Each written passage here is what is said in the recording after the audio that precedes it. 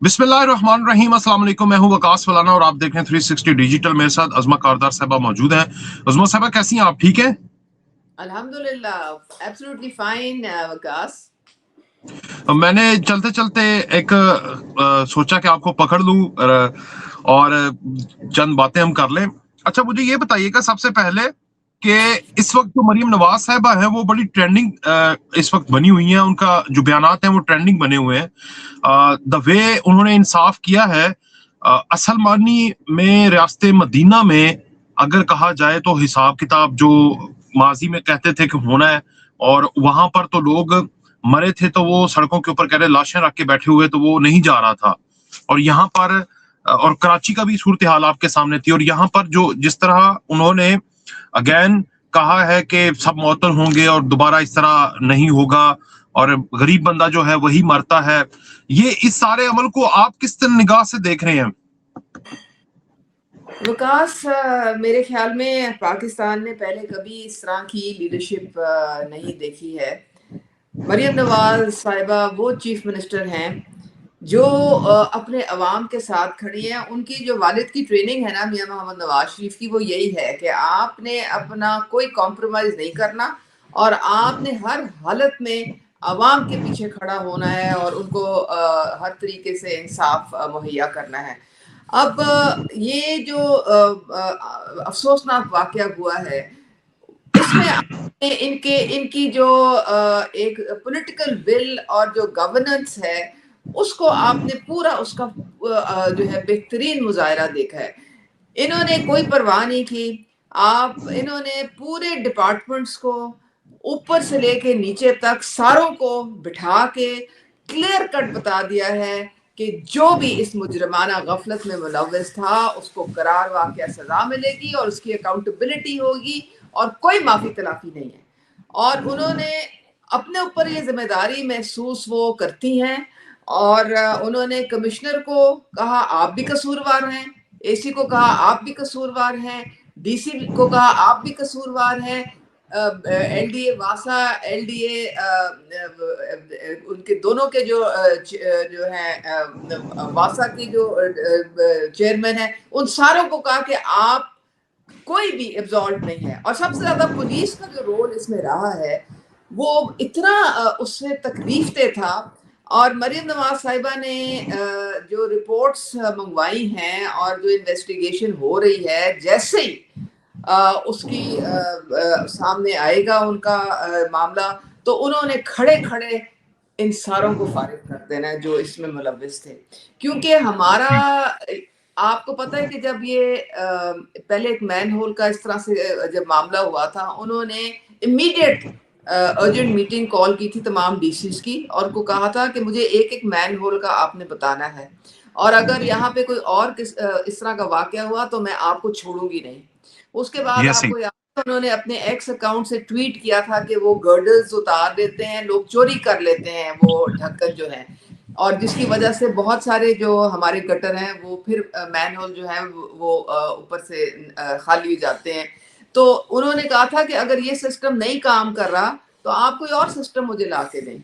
लेकिन मुझे ये, अच्छा अब आप देख लें, मैं एक और छोटी सी एग्जाम्पल आपको देती हूँ, फिर मैं इस पे आती हूँ कि बसंत का दबंग फैसला 25 साल बाद किसने लिया? सिर्फ मरियम नवाज ने। इसलिए क्योंकि बहुत सारा वो एक अमीर और गरीब दोनों एंजॉय करते थे और इतना रेवेन्यू आता था यहाँ पे, हमारी पूरी दुनिया से लोग यहाँ पे आते थे और अट्रैक्ट होते थे, टूरिज्म को फरोग मिलता था, होटल्स में की बिजनेस चलती थी, लोगों के चूल्हे जलते थे, क्या कुछ नहीं होता था। लेकिन हमारी नलायकी की वजह से सब खत्म हो गया। मरियम नवाज साहिबा ने जब फैसला लिया है, पहले ऑर्डिनेंस हमने जब कानून पास किया है उसके बाद वो ये नहीं है कि अब उन्होंने छोड़ दिया है कि जो आप जो मर्जी करते रहें। आप देखें इस वक्त आपको लाहौर में कोई मोटर बाइक नहीं मिलेगी जिसने रॉड ना लगाया हो, जिसने हेलमेट लोगों ने ना पहना हो। कितना उनको क्रिटिसिज्म आया था कि जी 2000 जुर्माना हो गया, ये हो गया, वो हो गया, लेकिन उसका क्या नतीजा निकला? अब कोई मोटर बाइक वाला बगैर हेलमेट के नहीं, और उनकी अपनी जिंदगी महफूज हो रही है ना। ये कानून क्यों फॉलो करना पड़ता है? एक प्रेसिडेंट सेट करना पड़ता है। अब ये रॉड पहले क्यों नहीं कभी कोई लगवा सका? ये क्यों सिर्फ मरियम नवाज का लगवा सकी है? एंटी इंक्रोचमेंट ड्राइव क्यों सिर्फ मरियम नवाज साहिबा करवा सकी हैं, क्योंकि वो जब एक फैसला लेती हैं तो वो उस फैसले के पीछे खड़ी होती हैं। अब ये जो सही। खातून की डेथ हुई और ये बच्चे की, तो उन्होंने जो आपने वो सुना होगा, उन्होंने कहा कि अगर ये मेरी बेटी होती या आपकी में से किसी की बेटी होती तो तूफान बर्पा हो जाता, क़यामत आ सही। जाती, लेकिन सिर्फ क्या गरीब के बच्चे मरने के लिए आपने छोड़े हैं? क्या इसलिए वाह। आप ये सारा अभी जो है मुजरिमाना गफलत दिखाते हैं कि गरीब जो है वो सफर करे और उनके घरों में जो है वो इस तरह से इतने सफेद वहां मातम पे बिछे। मातम बिछ जाए। और मतलब है कि आप देखें कि मरियम नवाज साहिबा कॉम्प्रोमाइज नहीं करती, वो एक पॉलिटिकल विल होती है, फिर एक उसकी इम्प्लीमेंटेशन होती है, वो मनोवन एंड तक लेके जाती है एक चीज को, और वो भी पब्लिक के जिसमें भलाई हो, पब्लिक का इंटरेस्ट जिसमें हो, पब्लिक की सेफ्टी जिसमें हो, पब्लिक की सिक्योरिटी जिसमें हो, पब्लिक के को जिसमें इंसाफ मिले, वो और ये चीज उनको विरसे में मिली है अपने वालिद साहब से और अपने चचा से। तो वो सबका कॉम्बिनेशन जो है इकट्ठा हो गया मरियम नवाज साहिबा में। और मैं सही। तो कहती हूँ कभी ऐसी गवर्नेंस देखी ही नहीं हम लोगों ने। आपने अगर देखी हो तो मुझे बता दें, मैंने तो अपनी जिंदगी में कभी नहीं ऐसी गवर्नेंस देखी। अच्छा, मुझे आगे ये बताएं कि 8 फरवरी को आप तो बसंत मनाएंगी, लेकिन आपकी जो साबिका मोहब्बत वाली पार्टी है वो तो एहतजाज करेंगे और वो धरना भी देंगे और वो शायद इनकलाब भी ले आए उस दिन। तो क्या करना आपने फिर?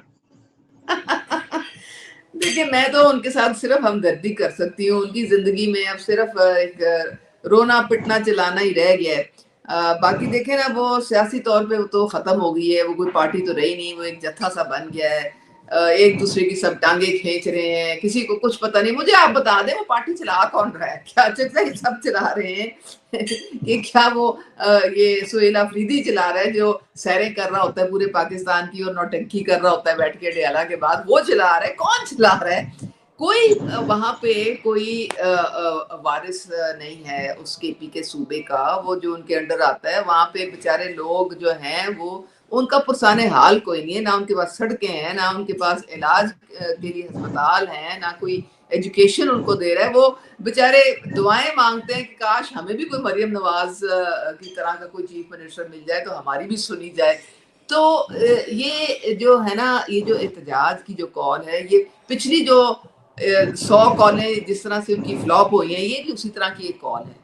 क्योंकि आपको रियासत तो इजाजत नहीं दे सकती ना कि आप बाहर निकलें, लोगों की इंतशार फैलाएं, आप रियासत के काम में मुदाखलत करें, हमला आवर हो जाए रियासत पे, उसके इदारों पे हमला आवर हो जाएं, जलाओ घिराओ करें, मार पीट करें और ये डंडा बरदार लेके आप निकल पड़े पूरे वहां से केपी से आप उठा के वो इंतजामिया तो वफाक पे चढ़ाई कर दें। ये इनका ट्रैक रिकॉर्ड तो यही है ना।